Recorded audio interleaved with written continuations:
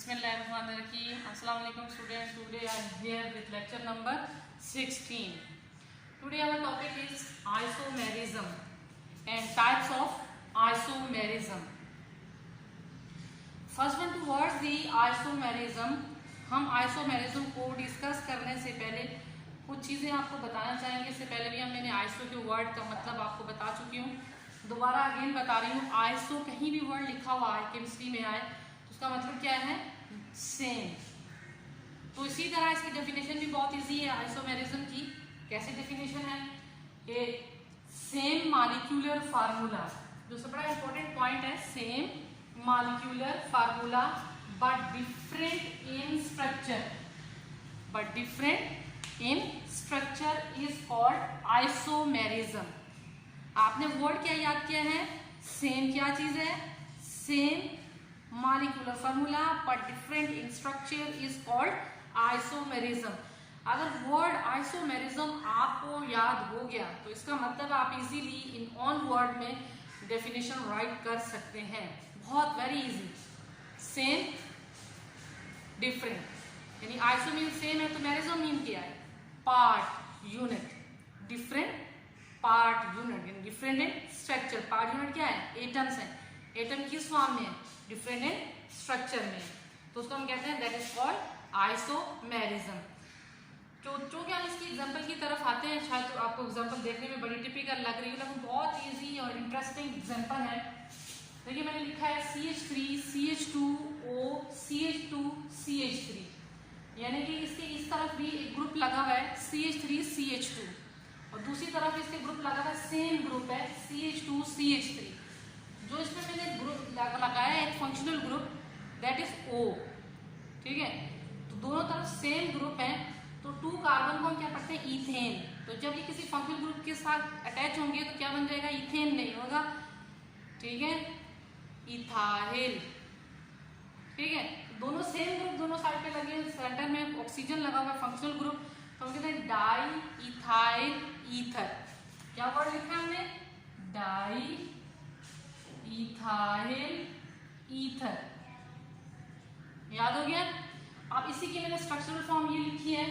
अगर आप गौर करें, ठीक है, H H H H H O H H और C के ये इसी तरह मैंने आपको कहा हुआ है कि एक कार्बन की कितनी वैलेंसी थी है? 4. तो 4 को रिप्रेजेंट किया हुआ है. तो वो ये इसकी फार्मूला फॉर्म है, यानी फार्मूला है. ये इसकी स्ट्रक्चरल फॉर्म है. क्योंकि हम जो पढ़ रहे हैं तो हमने उससे कहा same molecular formula but different in structure is called isomerism. उसके दूसरी एग्जांपल मैंने आपको दी है. ठीक है, इथाइल अल्कोहल यानी इथानॉल. तो अल्कोहल का फार्मूला अगर आप देखें, ठीक है, अल्कोहल का क्या फार्मूला है? शायद पहले भी लिखा है आपके सामने. अल्कोहल के फार्मूले में हमारे पास है 3 carbon 3 hydrogen there and 2 hydrogen is here. तो 2 कार्बन एंड OH ग्रुप, यानी फंक्शनल ग्रुप क्या है? OH है. तो इसको क्या बोलते हैं? अल्कोहल. अगर सिर्फ फंक्शनल ग्रुप O होगा तो that is represent the ether. अगर 2 हमारे पास O होगा सिर्फ तो रिप्रेजेंट द ईथर, एंड अगर OH होगा तो रिप्रेजेंट द अल्कोहल. तो 2 एग्जांपल हमने देखी है सेम मॉलिक्यूल में but in different structure is called isomerism. आप चाहें तो यही वाली एग्जांपल्स इसकी पहली टाइप में भी दे सकते हैं. 2 जगह. अब हम आते हैं टाइप्स ऑफ आइसोमेरिज्म. यानी आइसोमेरिज्म अगर हमें क्लियर हो गई डेफिनेशन तो हम इजीली उसी डेफिनेशन को यूज करते हुए एक एक वर्ड की चेंजिंग आएगी और हम इजीली राइट कर सकते हैं डेफिनेशन बाकी उसकी टाइप्स ऑफ आइसोमेरिज्म की. तो टाइप्स ऑफ आइसोमेरिज्म में सबसे पहली टाइप की तरफ हम आते हैं chain isomerism. What do you mean chain? जो एक लॉन्ग चेन होती है कार्बन टू कार्बन, उसको कहते हैं चेन. चेन का सेकंड नाम है स्केलेटल. ठीक है, आप स्केलेटल पढ़ें या चेन पढ़ें आइसोमेरिज्म, वो इसकी पहली टाइप है. तो पहली टाइप आप देख रहे हैं कि स्टार्ट किससे हो रही है? C से, CHAIN. तो चेन आइसोमेरिज्म में हमारे पास क्या है? चेन आइसोमेरिज्म में हमारा same molecular formula but differ in chain, यानी differ in structure is called chain isomerism. वही आइसोमेरिज्म वाली डेफिनेशन रिपीट हुई है, स्मॉल स्लाइटली चेंज है. लफ्ज क्या इस्तेमाल किया है? डिफर भी वही है, सिर्फ हमने चेन की बात की है. तो आपके सामने मैंने एग्जांपल इसकी लिखी है N butane. N mean normal chain, butane mean 4 carbon which contain single bond. ठीक है, एन ब्यूटेन.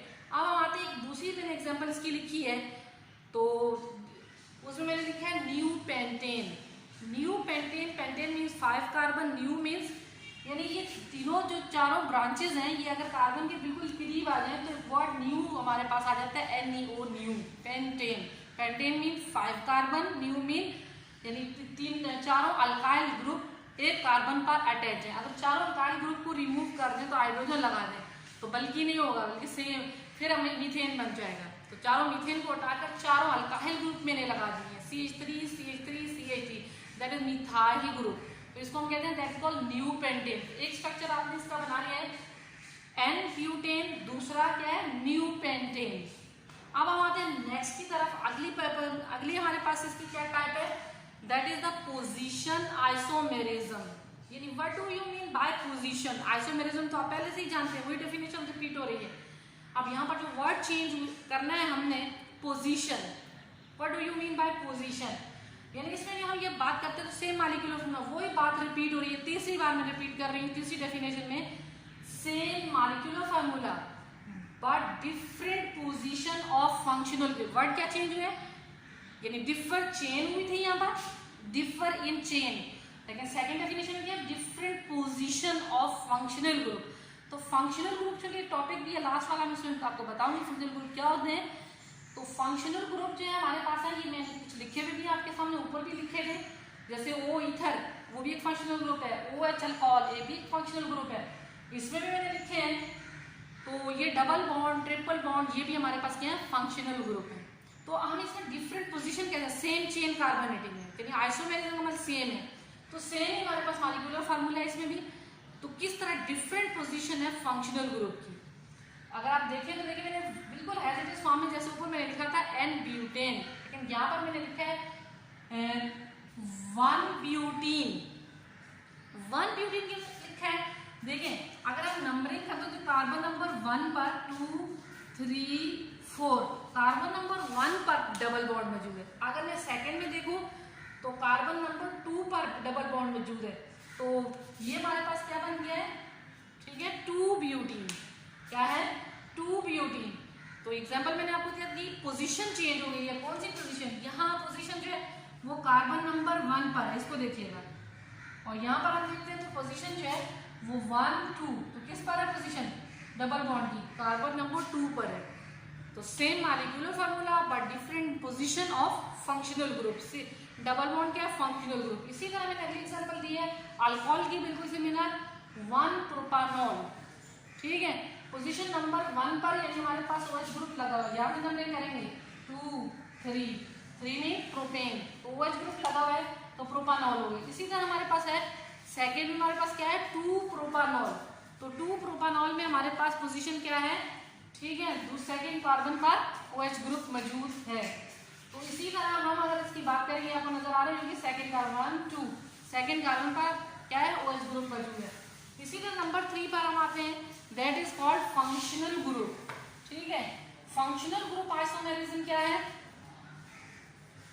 तो इसमें हम इसमें भी बात वही रिपीट हो रही है, same molecular formula but different functional group. अब ऊपर वाले में हम था, कंफ्यूज होने की जरूरत नहीं है, ऊपर वाले में हमने कहा था different position of functional group, ठीक है। यहाँ हम क्या बात कर रहे हैं, डिफरेंट फंक्शनल ग्रुप, यानी डिफरेंट फंक्शनल ग्रुप का मतलब 3 भी हो सकते हैं, 4 भी हो सकते हैं, 6 भी हो सकते हैं, 10 भी हो सकते हैं, तो सारे हमारे पास डिफरेंट फंक्शनल ग्रुप होंगे, उसको हम कहते हैं that is called functional group. Basic चीज जो सिमिलर आ रही है, तीसरी डेफिनेशन था सेम मॉलिक्यूलर फार्मूला। लास्ट तो इसकी एग्जांपल हम देखते हैं, मैंने अल्डिहाइड की एग्जांपल आपके सामने लिखी है, यानी C+O, और इसकी एक तरफ हाइड्रोजन एक तरफ अल्काइल ग्रुप होगा, मिथाइल ग्रुप, और दूसरी तरफ हाइड्रोजन, एक कार्बन है उसकी एक तरफ मिथाइल ग्रुप है, दूसरी तरफ हाइड्रोजन है, और डबल बॉन्ड O है, यानी वो जो C+O लिखा हुआ है ये फंक्शनल ग्रुप है।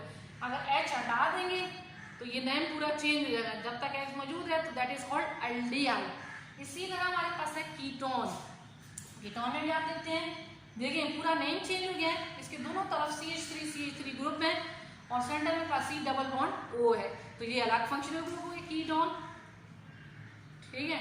इसी तरह अल्कोहल, ये सारे फंक्शनल ग्रुप डिफरेंट हो, 1-ब्यूटीन 2-ब्यूटीन, सारे क्या है डिफरेंट फंक्शनल ग्रुप है, 2-ब्यूटीन 1 और अल्कोहल 2, अल्डिहाइड 3 और कीटोन 4, यानी 4 फंक्शनल ग्रुप है। डिफरेंट फंक्शनल ग्रुप का मतलब 4 फंक्शनल ग्रुप हम यहाँ भी चेक कर सकते हैं।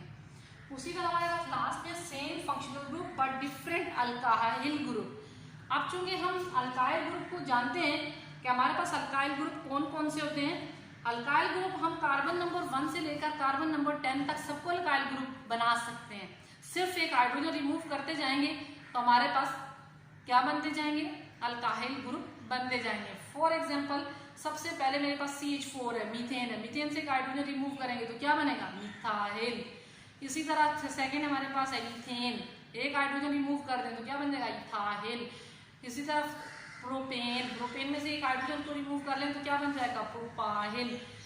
और इसी तरह सिमिलरली हमारे पास ये चीजें रिपीट होती जाएंगी। मैंने कहा डिकाइल तक हमारे पास बन सकते हैं। तो इसमें हम ये कहते हैं फंक्शनल ग्रुप एक ही रहेगा, यानी अगर ईथर है तो एक फंक्शनल ग्रुप ईथर ही रहेगा, लेकिन चेंजिंग क्या आएगी, अल्काइल ग्रुप की। तो अल्काइल ग्रुप हमें पता होनी चाहिए अल्काइल ग्रुप कौन कौन से होते हैं। ठीक है, मैंने कहा कार्बन नंबर 1 से लेकर कार्बन नंबर 10 तक हम अल्काइल ग्रुप बना सकते हैं। सबसे पहला अल्काइल ग्रुप मैंने आपके सामने बताया है R, क्या है अल्काइल ग्रुप है CH3, ठीक है, C2H5।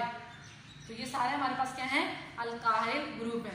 तो हम इसके एग्जांपल को देखते हैं, ये देखें बिल्कुल सेम एग्जांपल है, डाइमिथाइल ईथर, 2 सेम ग्रुप लगे हुए हैं, लेकिन सेंटर में क्या है, फंक्शनल ग्रुप। यहाँ फंक्शनल ग्रुप वही है, लेकिन क्या है, मिथाइल इथाइल ईथर या इथाइल मिथाइल ईथर।